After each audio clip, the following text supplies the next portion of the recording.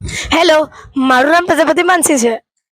અને મારું નામ ગૌડા સાગર. અમે સાર્વજનિક સ્કૂલ અડાજણ ધોરણ 8 ના વિદ્યાર્થીઓ છીએ.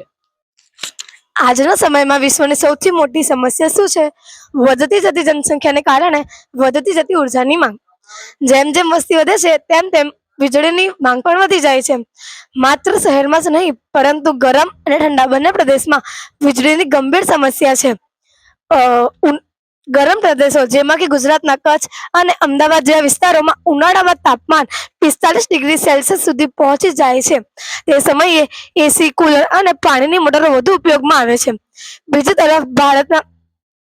તરફ ભારતના હિમાલય અને હિલ સ્ટેશન વિસ્તારોમાં હીટર અને ગરમી માટે વધુ ઉર્જાની જરૂર પડે છે. ગુજરાત ઉદ્યોગોમાં તો અગાડ છે, પરંતુ ઔદ્યોગિક વીજળી વપરાશમાં પણ ટોચના રાજ્યોમાં આવે છે.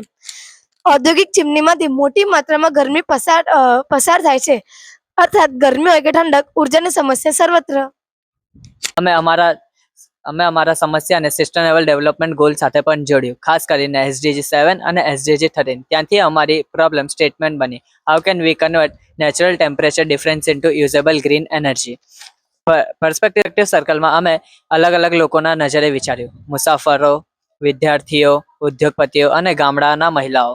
અમે સમજ્યું કે ઉર્જા દરેક માટે જરૂરિયાત છે, પરંતુ દરેક માટે સમાન રીતે ઉપલબ્ધ નથી.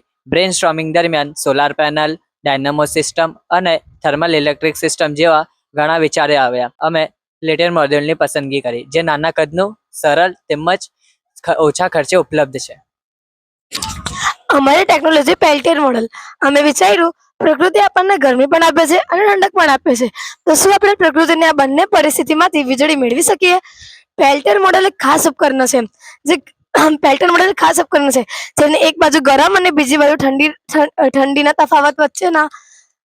તાપમાનના તફાવત વચ્ચેના એ વીજળી ઉત્પન્ન કરે છે. અર્થાત એક બાજુ ગરમ અને બીજી બાજુ ઠંડી રાખવામાં આવે છે ત્યારે વીજળી ઉત્પન્ન થાય છે. ગરમી હોય કે ઠંડી, પ્રકૃતિની બંને પરિસ્થિતિમાંથી વીજળી મેળવી શકાય છે. ક્રિયા સૌપ્રથમ અમે નીચેનામાંથી સાધનો એકઠા કર્યા: Peltier module, heat sink, Peltier module, 100 વોલ્ટનો બલ્બ, 3 અને USB મોડ્યુલ. Community implement. અમારી આ સિસ્ટમ ઉદ્યોગોના ચીમની પર, ગામડાના ચૂલા પર અને મુસાફરી કરતા દરમિયાન વપરાય છે. આ એક ગ્રીન એનર્જી સોલ્યુશન છે. તે કારની બેટરીને બચાવે છે, તેમજ પ્રકૃતિને નુકસાન પહોંચાડતું નથી. આ પ્રોજેક્ટ દ્વારા અમે દર્શાવ્યું કે વધતી ઉર્જાની માંગ વચ્ચે પણ પ્રકૃતિમાંથી આપણે ઉર્જા મેળવી શકીએ છીએ.